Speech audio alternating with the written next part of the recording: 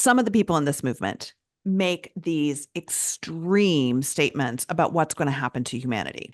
This conversation is taking up the oxygen from important and vital work we need to do on transitioning to responsible, safe, fair, and effective AI-enabled economies.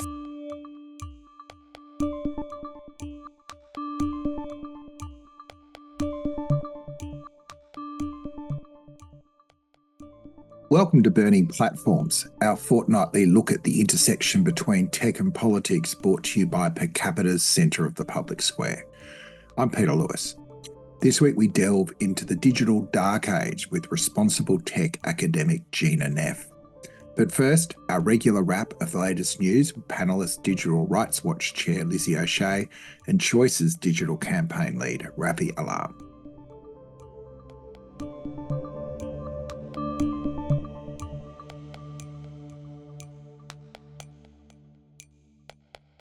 So, welcome to Burning Platforms, our regular look at the world of tech and politics. With me is my regular partner in crime and panellist, Lizzie OShea, Chair of Digital Rights Watch. Hi, Lizzie. How you going? Hi, Peter. I'm good. We've got a special guest panellist, Rafi, who's Choice's digital campaigner. Hey, Rafi. Hey, Peter. Great to be here. And joining us all the way from London in the morning, Gina Neff, who is the Executive Director of the Minderoo Centre for Technology and Democracy at the University of Cambridge. Hey, Gina. Hiya, Peter. So what we do for Rafi and Gina and first-time listeners is we start off with our hot takes. And this week there's none hotter than the two-day, two-state hyperventilation that was the New South Wales and South Australian Government Social Media Summit, proudly brought to you by the kid-loving gang at News Corp. Lizzie, it was a wild ride with premiers who just wanted to protect their kids, interviewing global advocates like Jonathan Haidt, all of whom agreed the science was in and it's time to close down the social networks. What should we make of it all? Yes, so this was proposed as a policy forum to discuss what we can do to address the mental health crisis among young people, but almost immediately it was focused on a ban on social media for kids under a particular age. And some of the details of these proposals have to be worked out, but states are very much leading the charge on this. The federal government has ended up following suit. As people may know, they've announced that they're going to introduce legislation before the end of the year proposing a ban. It's not clear what social media is under the ban as proposed, or even what people were discussing during this forum, or what the relevant age is. But this has copped a huge amount of criticism, in part because the science isn't actually settled, or at least it's settled that it's unclear. Well, it feels like what it's the settled in relationship another is. direction. Yeah. Yeah, in the other direction, that correlation doesn't equal causation, but that if anything, we need more research. But it's certainly not clear at all that social media is to blame for increasing rates of mental illness among young people. And so it's a very frustrating exercise. You have politicians making policy on the fly and people with experience and expertise in this field trying to make careful arguments about how to proceed in ways that do no harm, in ways that are based on what research is telling us now. And these things do not meet, it's kind of unstoppable force meets an immovable object. And I'm not sure where this is going to go, except possibly badly. I think politicians have got their own agenda, and at least federally, we're in the midst of an election campaign starting. These are the last weeks of the federal parliament, and I think that the federal government is looking to announce as many things as it possibly can. You can understand why it appeals to parents in particular, because a lot of people are concerned about young people, but so many experts now are talking about the potential risks of an outright ban, including that young people may not be able to access important mental health services, may not be able to find community online, specifically for kids who might not be accepted in their homes. And then there's broader questions around how kids participate in our democracy or have their say, including as journalists and advocates. As well as, of course, the potential technical challenges in implementing a ban and the ways in which people can get around them. So this is an announceable without necessarily clear or good policy behind it. And I just hope we can move through this phase of politicians grandstanding and get to a point where we can have evidence, expertise, good policy making processes come to the fore, because otherwise it'll be hugely disappointing. Look, I've got some sympathy with the premiers who have got young kids. And I must say, when I first came into this space, I was totally, just shut the whole thing down. Something needs to be done. But Gina, it seems that when people spend the time to look more deeply into both the evidence, but also how you would actually impose a ban, it just gets a lot more complex. I don't know if these debates are going on in Britain as well, and if you've been watching it either from a distance or close up. Well, absolutely. And Jonathan Haidt, an American author, is promoting a new book. He has been out in the forefront along with Jean Twenge and others saying, we've seen a crisis in adolescent mental health, and we've seen that coincide at the same time. We've seen the rise of social media. So therefore, ergo, these two things must be causal. And what we do know, as Lizzie just said, is the science is really complicated. We're having those conversations here in the UK.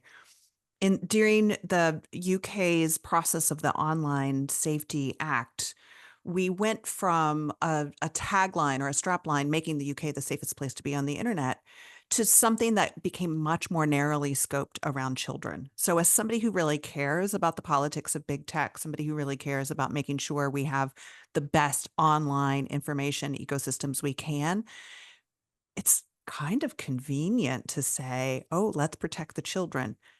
The science, however, doesn't lend us to doing that just yet.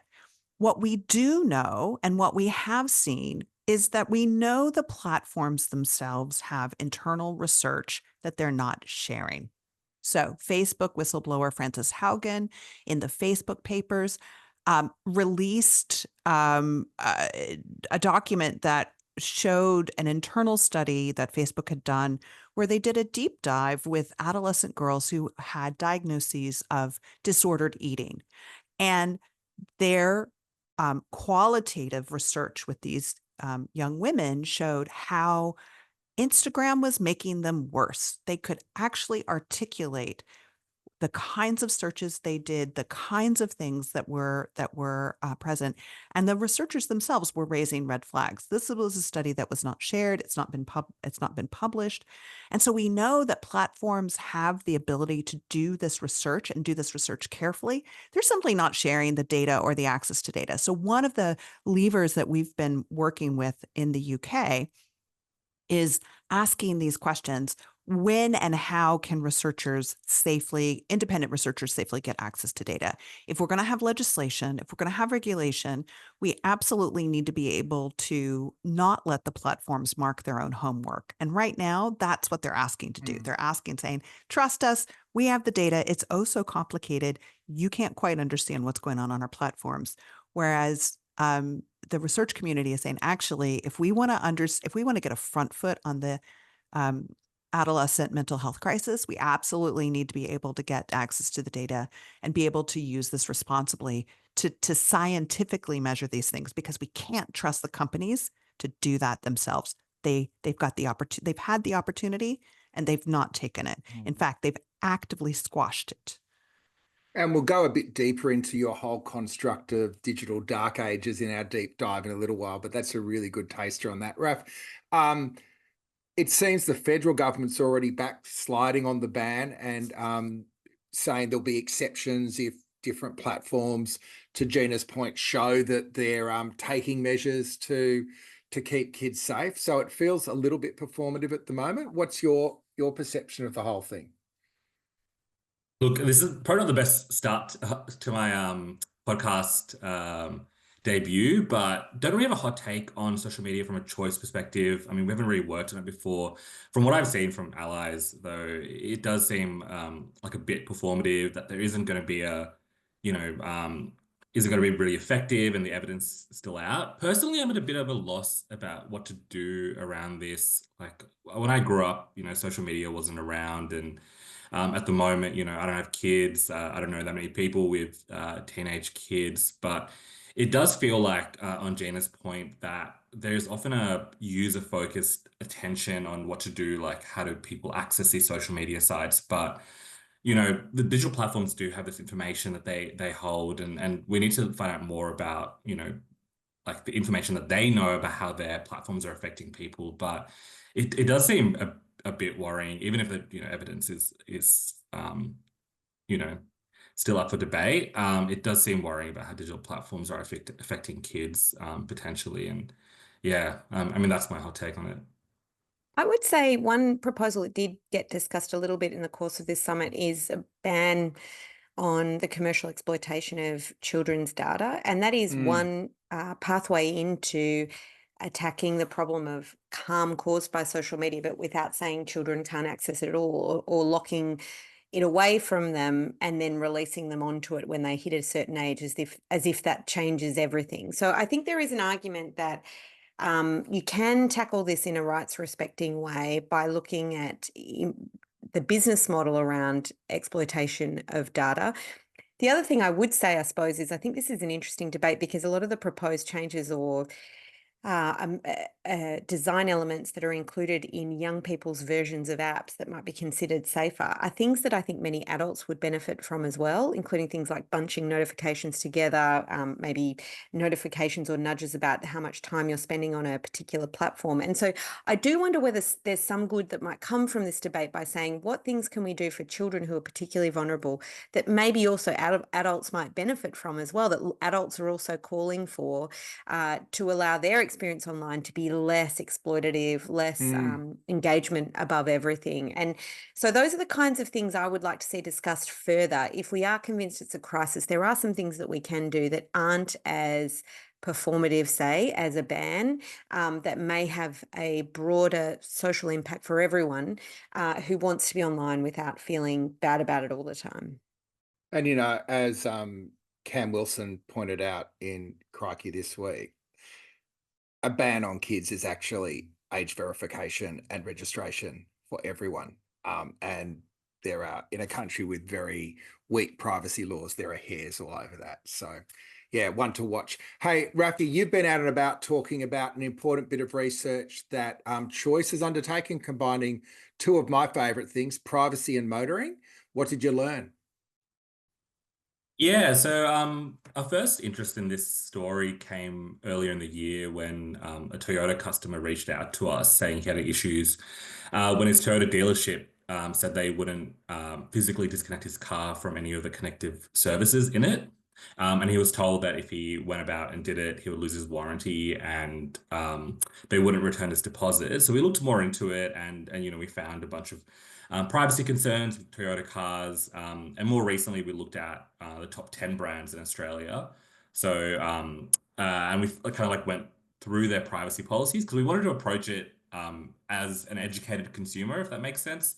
Like what a consumer is expected to do, which is to go through terms and conditions and privacy policies and make a informed decision. And some of the things we found were worrying. We found only 3 of the car brands in Australia didn't collect any form of data or share it. 4 of the car brands shared and collected some form of data. So some like examples would be Toyota collected vehicle location data and what it calls driver pulse data, which scores drivers' acceleration, braking, cornering behavior, things like that. Some other companies, said that they, like MG, said that they shared data with a range of service providers, but wouldn't clarify what that meant or what they meant when they said it was to provide functionality.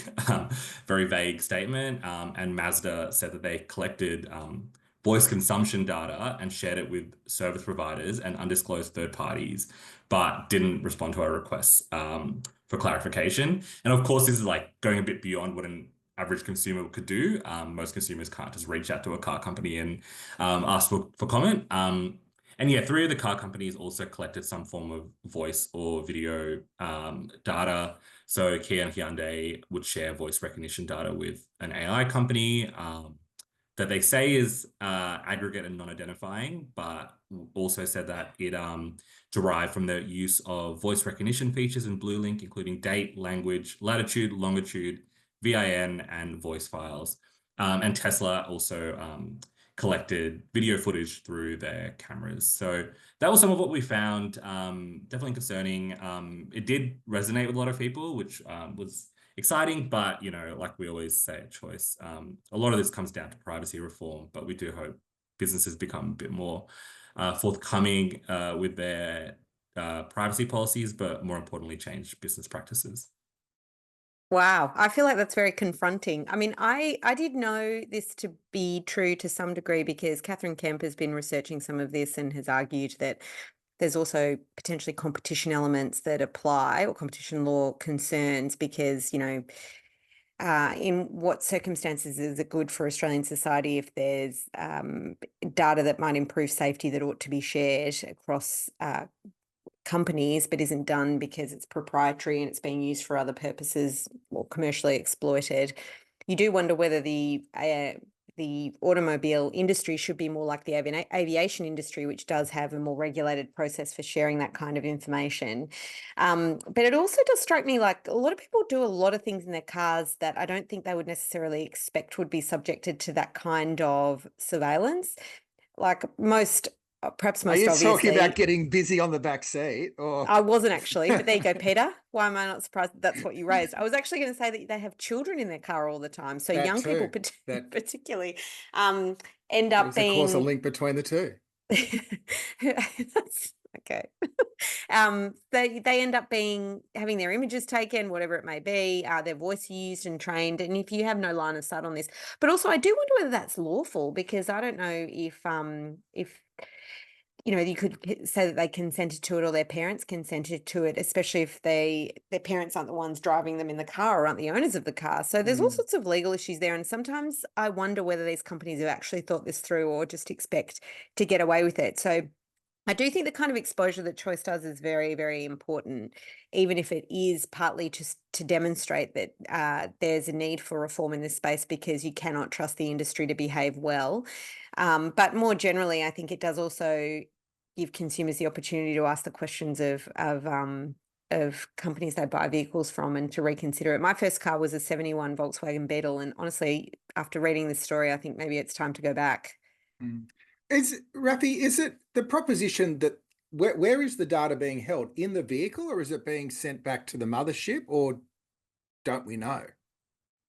Yeah, so in some cases, the data is processed inside the car, but often, and in the cases that we looked at, it would be sent back to the mothership. And I think that's kind of where the concerns come from. Like, if you look at Tesla's privacy policy, which is like in one way good, it's very detailed and long. In other ways bad, because it's also quite vague and confusing, especially for an average consumer looking at it. Yeah, one of the issues is that, they'll say that they anonymize video footage somehow, and only look at it like 30-second clips. But what we saw in the US was over a couple of years, Tesla employees were sharing photos and videos that were taken through their cameras. Like one of the issues there, of course, is of course for the actual driver, but also people that approach the car, that are around the car, people like in the car, like passengers. A lot of privacy policies that we looked at mentioned that it was your responsibility to inform people in the car about the privacy policy and some of the connected services. And so, yeah, like I think it kind of goes to the point that, of course, there's a individual impact for a lot of these privacy issues, but it does have a social and collective effect as well.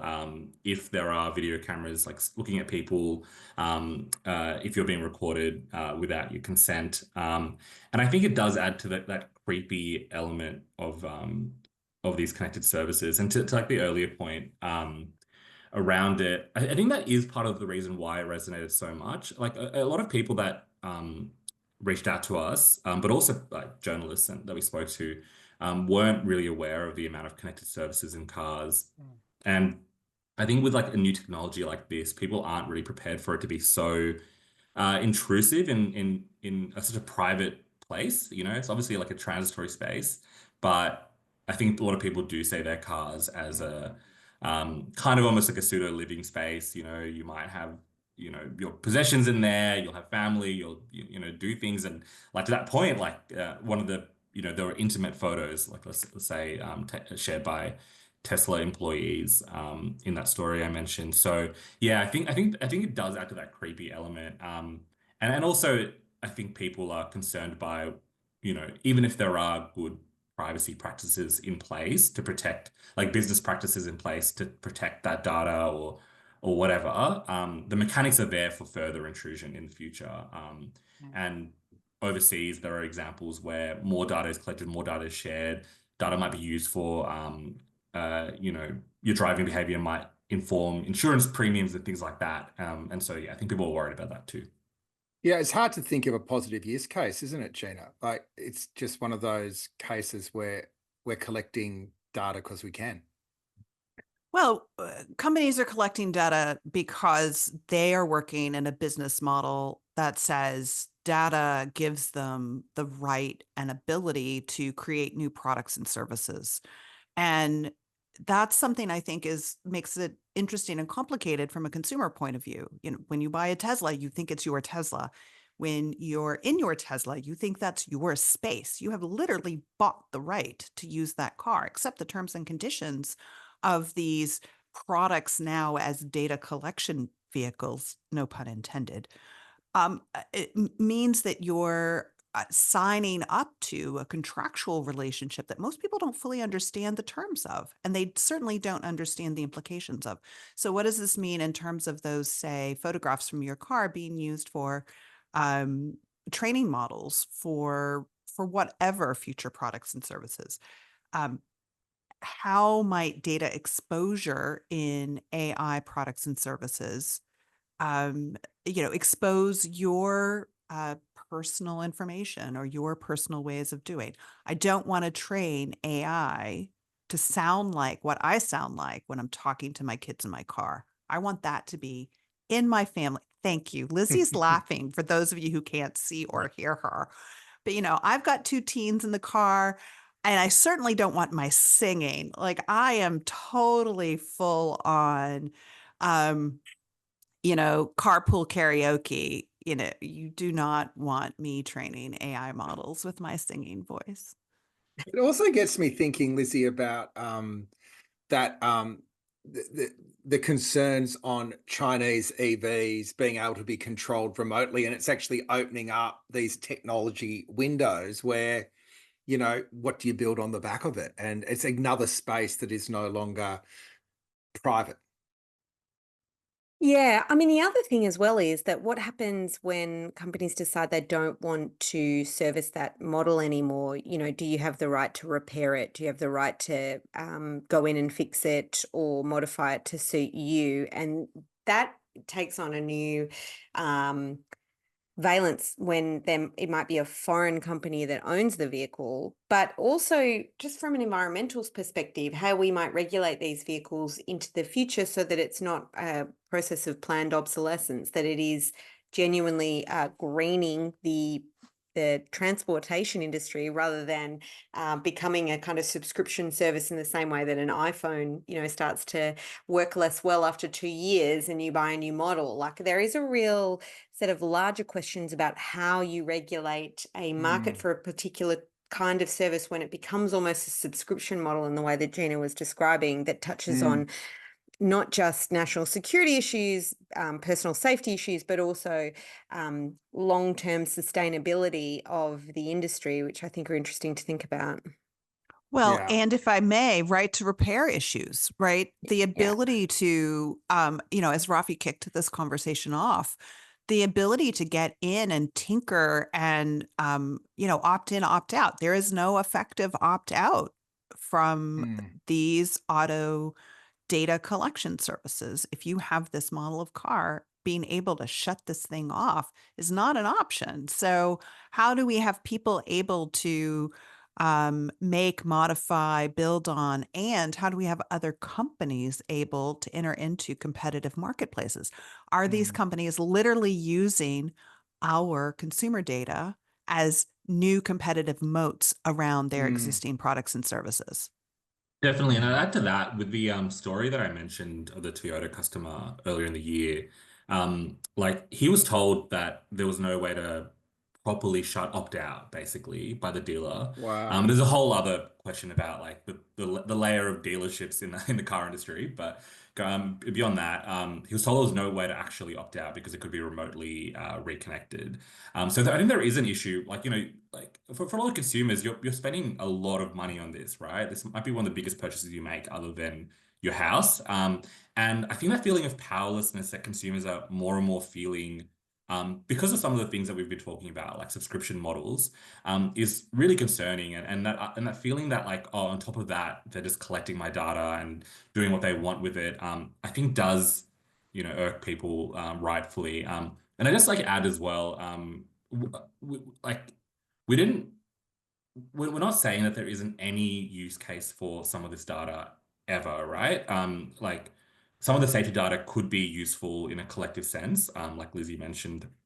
But when we surveyed people on some of these features, we only found 39% of people supported car companies collecting safety data like seatbelt use, or and 30% so they supported the collection of driving data such as braking behavior and speed. If there was more of a regulated environment for this, where some of the controls around this were like a bit more democratic and transparent, would that be different? Would people actually be more willing to share some of this data if there was a bit more consent and understanding of how it was used? If the companies that were involved in some of these analytics around this weren't for-profit companies that no one's heard about. So I think this isn't necessarily an argument against any form of data collection, even though I think a lot of this data collection is creepy and should be, looked at and is concerning. But I think it's, how do we develop, if we can see some benefit in this, why isn't this benefit being discussed and debated publicly with our awareness? All right, we might move on. Go on, Gina. And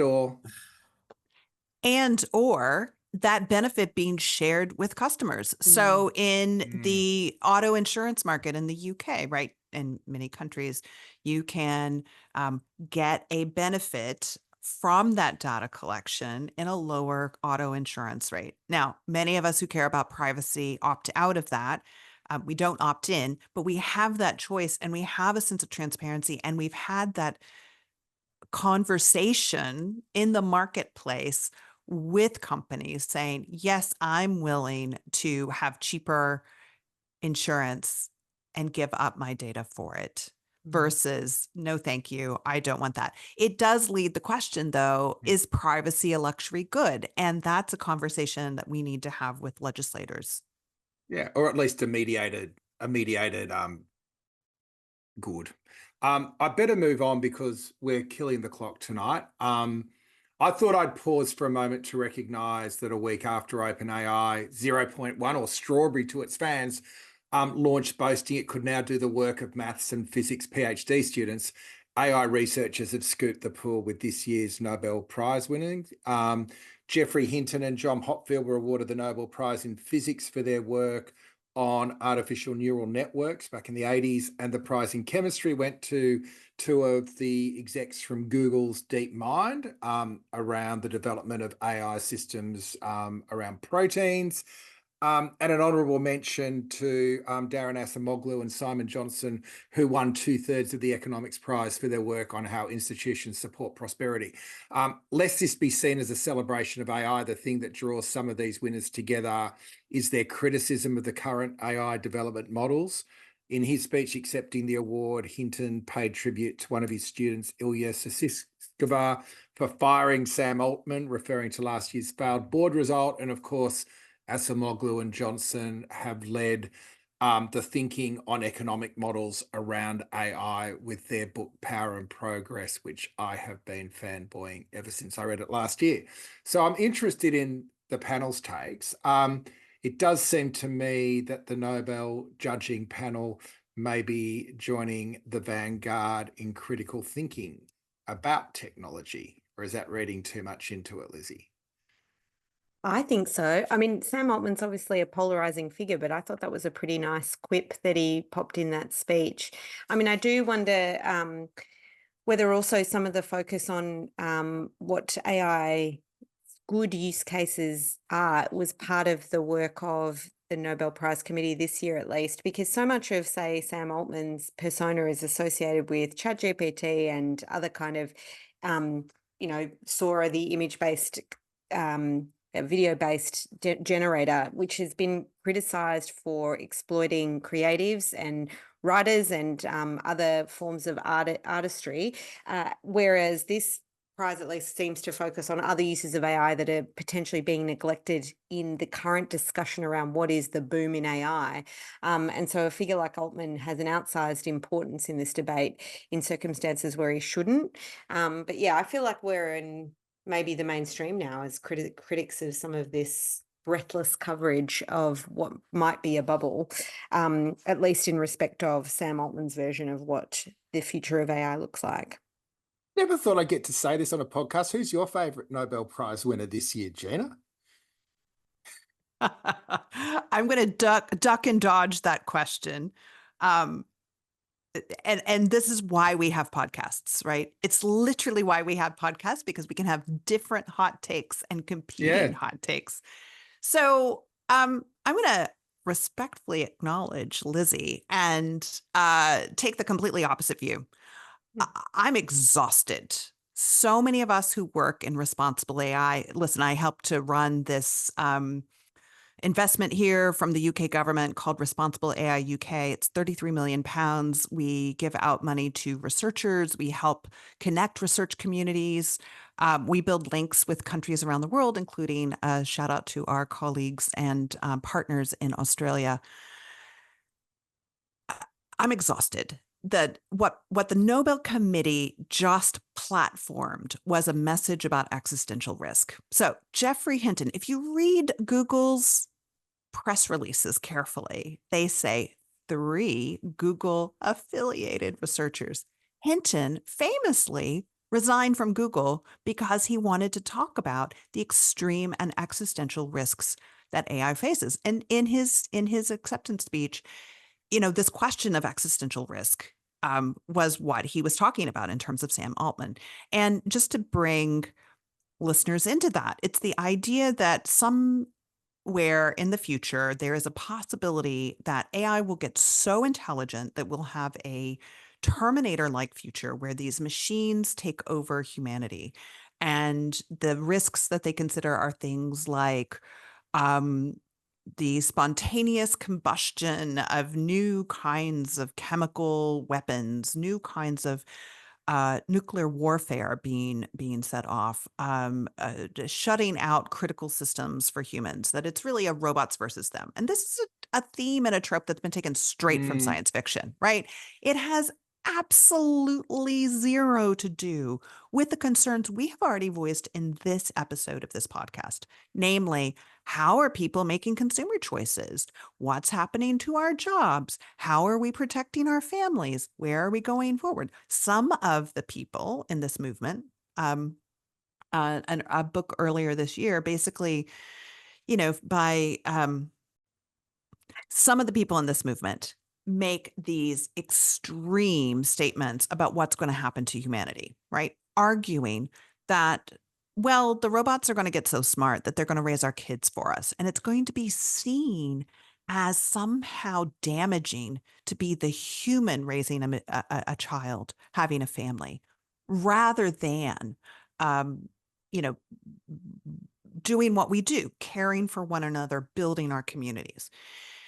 This conversation instantiated in 2 and I would say 1/2 of the winners in physics and chemistry. I'll come back to that if you'd like clarification.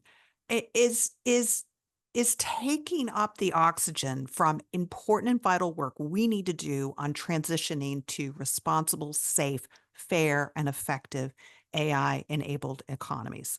So if we want to use these bright, shiny new tools to supercharge our companies, to get better products and services, to make public services more efficient and effective, as the conversation is happening in the UK, we need stuff and we need it now. And what we need are workforces that understand skills, risks, responsibilities of using and working with these tools. We need legislation that understands human right to review and puts in place how people can navigate these systems. We need better education and upskilling for many people to understand what they are not. We need to tackle at this windmill of these sci-fi fantasies that are dominating political discussions. Don't believe me? They're dominating political discussions. The whole AI safety summits have been anchored around these far extreme risks that have a very low likelihood of probability. And so here in the UK, we have money that has been, the UK has been one of the leaders in this space. We have money and policy that has been put into shoring up against these theoretical risks, but we're not seeing the same kind of work in making sure that our healthcare providers understand fairness and bias in these systems, that our education systems are prepared for training the next generation of people to work with these systems, to see that our legal system is not being skewed by fairness and discrimination, bias and discrimination in these systems. I mean, the list goes on and on. So one of the things the UK and Australia share is a regulatory approach that has been somewhere between the US and the EU, right? It's appreciated free markets, but it's had strong and robust and experienced regulation. And the way that we've approached regulation in both Oz and the UK has been, let's leave it to the sector regulators, right? Let's let them kind of figure their way through this. We don't need big, comprehensive new legislation, according to this approach from our governments. We can instead kind of muddle our way through regulator by regulator. The problem with that is there is so much regulatory and capacity building work that we have to do in order to get these systems fit for purpose in our workplace and in our lives and in our communities, that we're, as societies, on the back foot. And what these Nobel Prizes do is they platform people who say, trust Google, they'll handle it. And don't trust your backward governments who don't quite understand how to wire up their systems, because Google can handle it. And what you should trust us with is protecting you like a government would from these far super dangerous robots that are going to come. If you don't have us in place, then that's what you're going to get. And that's the narrative that I think all of us should be a little wary of. I have another hot take Glad too, I but asked I you don't what want to take up all the time. Well, you almost have, but I'm glad you told us what you thought. And it feels like it's a bit of a segue into a bit of a broader discussion about the work you've been doing at Cambridge and more broadly, and then particularly into some of the work you're trying to do to open up transparency on some of these systems. So why don't we just go into that? And then the other guys, if you guys want to respond or just throw in questions as we go, feel free. Well, thanks. And a shout out too. So since we've met, Peter, I have been named Professor of Responsible AI at Queen Mary University. So I sort of have 3 hats that I wear, including my Minderoo Center for Technology and Democracy work that I do. Listen, one of the things that worries me about this week is not that we're seeing recognition for AI, and not that the Nobel Prize winners are not worthy. Like, absolutely. Let's just say that they're absolutely, what AlphaFold, what DeepMind and AlphaFold have done is truly extraordinary and has changed science for the better. Let's just put it out there. But we're also in a really dangerous moment for research, because what these Nobels may recognize is the era of universities being the home and site for research is over. In my field, in socio-technical approaches to AI, we're scrambling to get access to data and compute. I work on a project called AI for Trust, and we're building a mis and disinformation tool that can handle multiple languages, can handle audio, video, text, and can be platform neutral, right? That someone could use it based on any kind of social media platform that they're getting data from, to really get on the front foot of what emerging mis and disinformation is, and say topics like health, climate, and migration. We can't get training data. We can't get training data. We designed the project 3 years ago to be able to work with Twitter data, knowing full well we had challenges with Twitter data, but that it would give us an insight into what kinds of themes were circulating online. That access is gone, right? Elon Musk has swapped that up. So we have a similar situation when it comes to large scale compute.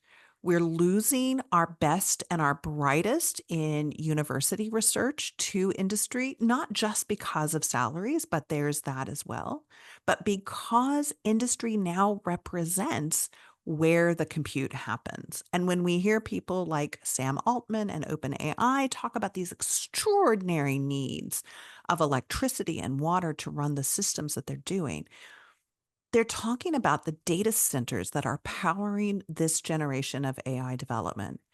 And right now, those data centers, that computing ability or compute, is concentrated in a handful of companies globally. In fact, something like 80%, I made that number up on the fly, but it's not far off. Something close to 80% of all public service cloud infrastructure is managed by just two West Coast US companies, Amazon and Microsoft. So when you're talking about that concentration of the computing infrastructure that we need, we're at the cusp of an enormous shift where the work of scientific discovery may be leaving the so-called laboratory. It may be leaving the university, and it may be squarely anchored in industry. And I don't think we fully grappled with what that means for discovery. So when I talk to my students, my former PhD students who are working in industry, they tell me they know the kinds of topics that they're allowed to study and what they're not allowed to study. So we're now rapidly moving into the kinds of topics that benefit or are seen to not harm a handful of very powerful commercial actors in the space are the ones that are going to get the attention. And those edge or those contrary or those, the things that really make science spark, I fear may be the ideas that we miss out in the near future. I totally agree with that, Gina, in the sense that I don't think the government is thinking about it in these terms, because there are levers at their disposal and regulatory interventions that they can make that are relatively low lifts that could have a large impact. So, competition law is a whole field in which that occurs, procurement, the Australian government has a sovereign risk issue in storing huge amounts of information that it uses for its own purposes with a US company, I think. And there is an argument there that I think all nations outside of the US have, that there's utility in using procurement of government services to create sovereign capability at different layers of the stack, basically. But your last point as well about researchers, it's interesting because there's a bill at the moment in Australia to regulate mis and disinformation, and there's this huge focus on the capacity to create codes that will incentivize companies to take down certain kinds of content, and it's content that has to cause serious harm. And there's a huge array of libertarians who are jumping up and down complaining that this is censorship. But one of the neglected parts of the bill that I think is more interesting is giving a regulator powers to obtain information about how algorithmic amplification works. And one of my frustrations is that there's no onus on the regulator to publish that information or share it even with vetted researchers. And in a world in which crowd tangle has been deprecated, there's very little line of sight on what is popular on social media and what isn't, whether it's kind of verifiable or falsifiable. And it was interesting reading your piece in Wired about the digital dark age, like talking about the closure of the web because of the development of AI and crawlers taking this information for training AI has meant that websites now have an increasing interest in showing less and less to the public, making it less publicly accessible, less researchable. And what ends up happening is public researchers or, university researchers have to spend much more time laboriously figuring this out. What is going on post fact, rather than getting access to information that's readily available. Do you think there's any appetite in government that you've seen for thinking about some of those reforms that are less direct but very impactful, that do respond to the environment we find ourselves in instead of digging into some of the hype? Yeah, I mean, I think we have to push back on the narrative that says a handful of Silicon Valley companies are going to spark growth and innovation around the world in the interest of countries that are not the US, right? I think we have to push back on that first. The idea that if there is any regulation at all on the big five, the big seven, however you want to count these, companies that are doing AI development, if there's any regulation, this false narrative goes, then somehow that will damage innovation within the country. And we see it being rolled out right now in the UK Labour government. New government is coming in. They have a very tough job to do in terms of rebuilding fiscal responsibility and shoring up public services that desperately need investment. And they've latched onto the idea that they'll get there by just sprinkling a little bit of this AI fairy dust over products and services in this country, and that somehow that will supercharge and spark economic growth. Might be the case, but the work we've seen suggests, and the research that I do suggests, that there's a lot more that needs to be done. So I think the first step in the tools that regulators have at their disposal, the tool that legislators have at their disposal, is to decouple the idea that big tech equals growth everywhere, right? That's not, we wouldn't go into any other market and say, oh, what's good for, the biggest players in the market is going to be great for everybody. And that's the narrative we're having around AI right now. Have you been to Australia? That's what we do with mining. I will say no comment. I will say no comment on that. I think it's a good point. Like, for some reason, I mean, the ACCC has had, years and years now of like reviewing digital platforms here, but it does still feel like novel to say that big tech and digital platforms should be regulated like any other industry. And in the recent discussion paper on proposals paper, sorry, on mandatory guardrails on AI, they do talk about the supply chain of AI, and I think it kind of does as a metaphor. Like what other industry can have a supply chain that is so opaque from any kind of regulator? Like I just can't really think of anything else that has this sort of, I guess, yeah, pass on just sort of being like, oh no, it's too complicated. Don't worry about it. It's too hard to understand, or it's like too proprietary, or anything like that. And I think it's, we're at an opportunity now, I guess, in Australia where we can start having that conversation. But of course, it's a global issue. This is a dumb question bouncing off that, which was a very smart take, Rafi. Dumb question from me, Gina. Like, if you could get access to the algorithms underwriting AI, would you be able to make sense? Like, how would you actually make sense of them? Like, what does transparency actually mean? That's a great question. It's not dumb at all. I mean, I think one of the things is we need to understand, okay, algorithms are simply recipes for how different programs will process different kinds of data. And so when we say access, we can think of a couple of things. First, can we audit systems and see what is happening? What they do to different people, what they suggest, what they bring up. We have a few tools in our toolkit, as social researchers understanding social media platforms say. But, we need more, and we need more in terms of seeing what the dynamics are of how things are being shared. So to come specifically to a very widely celebrated study, Facebook gave access to researchers on the 2020 election platform. Basically, what happened during 2020 election? Did the Facebook algorithms across the platforms sway the results of the election? And the independent qualitative researcher, the anthropologist who sat with the team and the engineering staff from Facebook who worked on this, said, the imbalance of power here meant that the researchers didn't know the questions they could be asking. And the company, they didn't go so far as to accuse the company of bad acting, but they said, the company is holding all the cards here. And this is not an equal footing in a research relationship.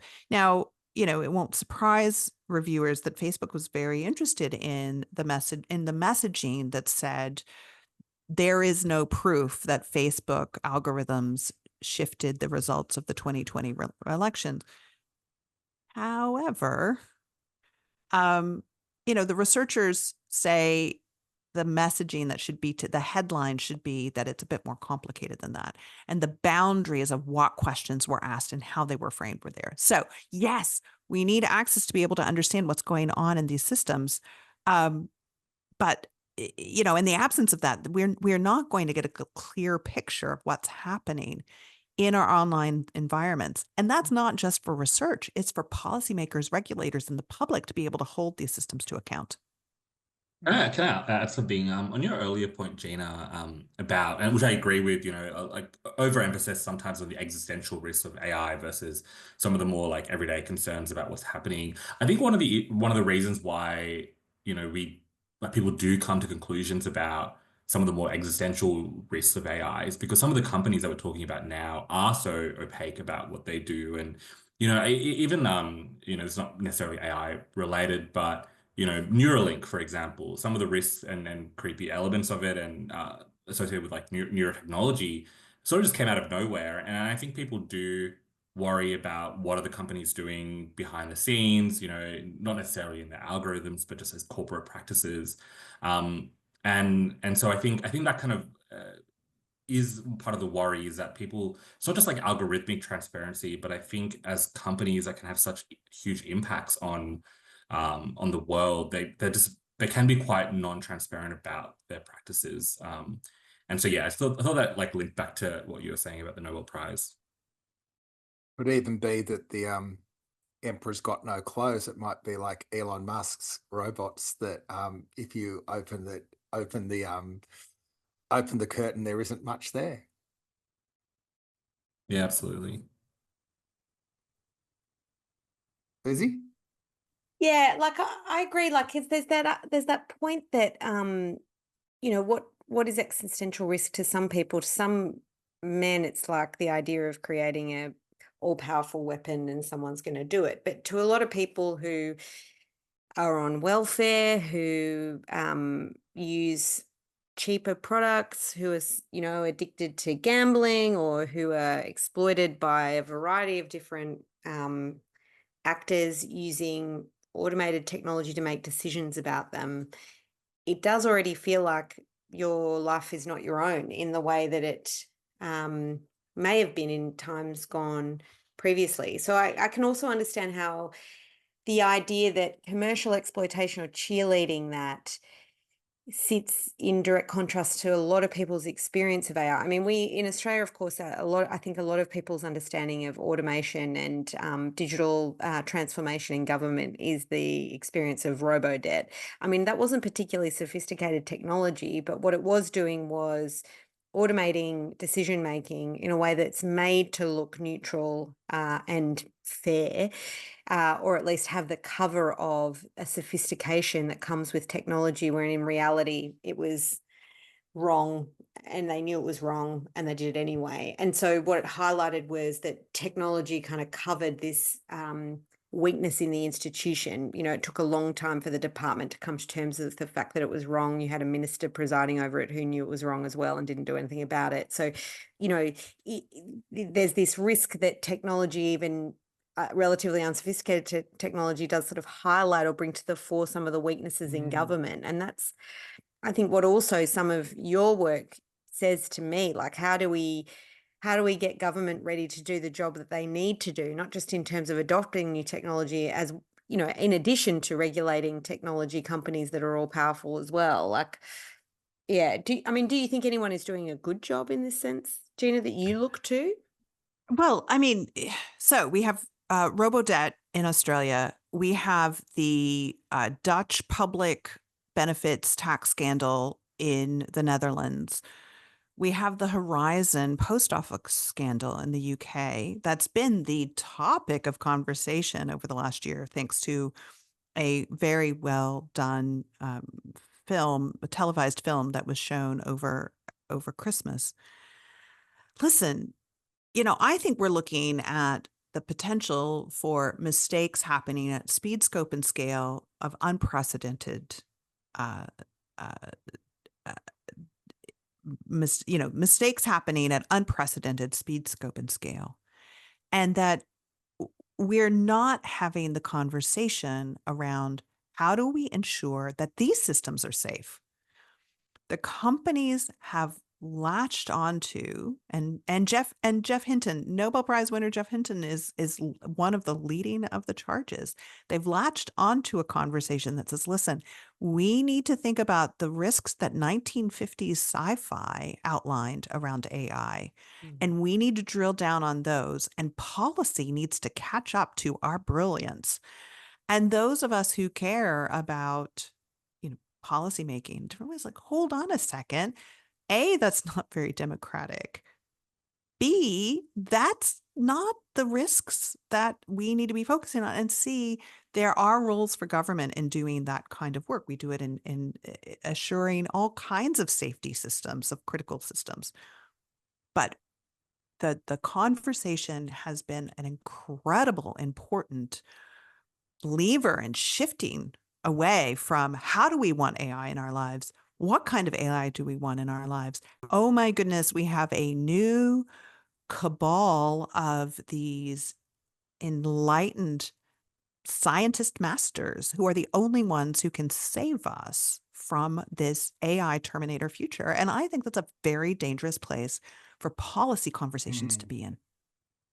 Yeah, it's almost like we need to shift from being scared to really defining what it is we're scared of. And I think once we get to that point, then we name it, just like kids and ghosts or nightmares, like actually breaking it down, right? But also Can your we point, name what good looks like? Can we Yeah. name what good like let's name good. What does good look like in AI? What does good AI enabled products and services that help us push forward and power benefits? What's that look like? Let's name that. The other thing that comes to mind out of your work, Gina, is the idea of people who are at work, because that's also research that, Peter's been involved in. Like, what does it look like to talk to people who work with these systems, whether they're in supermarkets or they're nurses, and they may not realize that they're engaging with an AI system until you ask them to think about it, and then they write it down, and their feedback becomes a very critical input into the improvement of the system. So instead of thinking about AI as something that's designed by a tech bro in Silicon Valley and then pushed out and deployed regardless of the setting, you think about it as a dynamic of design and deployment between people who use it, people who experience it, people who are also making it. There's that who's responsible for creating AI. There has to be a feedback loop there, and that can be workers who, what good looks like is health and safety, in the workplace, and that AI has a role to play in doing that. But that kind of mode of operating, you have OH&S people who are on the floor telling you when there's risks. Well, maybe we should have the same mode and same design approach to AI, that you design safe systems in partnership with the people who are using them. Well, over the last year, we worked with the Trades Union of Congress, to work on an AI and employment rights bill. And what we did was we built on an over 1 year of consultation that the TUC here in the UK did with their member unions, a small working group on AI in the workplace. And, it's not some far out future. These tools are being rolled out in workplaces. People are being monitored, they're being tracked, they're being surveilled, and they have really thoughtful answers about how to do things better. So, what do we need to have in place? We asked ourselves. This was the exam question we gave ourselves. What do we need to have in place in existing UK employment law so that new AI-enabled tools, products, and services don't backslide us? How do we protect? How do we use today's employment standard and just make sure that the law is fit for purpose in that? And so the process led to multiple stakeholders from the tech industry, from, the three of the major UK political parties. We had parliamentarians and their staff involved. We had the member unions. We had researchers like me and others. And, we co-convened this. We had human resources professionals. We co-convened this conversation, right, to say, okay, what needs to be in a bill that just keeps us at that level? And there's some really straightforward things, right? Do people have a right to switch off? Doesn't exist in UK law. Do people have a right to human review of high-risk decisions? We've not needed that in employment law because those high-risk decisions have been made by humans, but that's not the case now. So what happens? Can someone legally challenge decisions by their employer when their employer has used AI tools to fire them, to make the decision to fire them? So we've got these things in place. We made a shovel-ready bill. We're having a hard time getting traction on the things that we know need to be in place because of this conversation around productivity. And what we need to do moving forward is to have real, honest, and absolutely evidence-driven conversations around what's happening on the ground in workplaces, and how do we build capacity for employers and workers alike to use these tools in ways that are legal. And that's what I mean by responsible, ethical, and fair. And if we only had a new Nobel Prize winner in economics who links productivity to work of voice, we would go a lot further. And that's kind of the circle back to our earlier discussion. We're at the hour. Hey, Gina, thanks for making the time. It's been lovely chatting to you. Lizzie, as always, and Raf, thanks for coming along for the ride as well. But yeah, we'll be back in a fortnight. I'm closing it off because it's time to turn off the lights over here. Thanks, everyone. Thank you.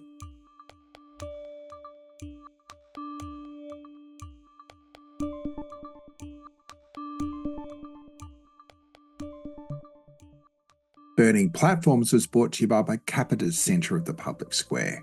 It was recorded on October 16 and produced on Naarm land by Rebecca Cannell. Talk again soon.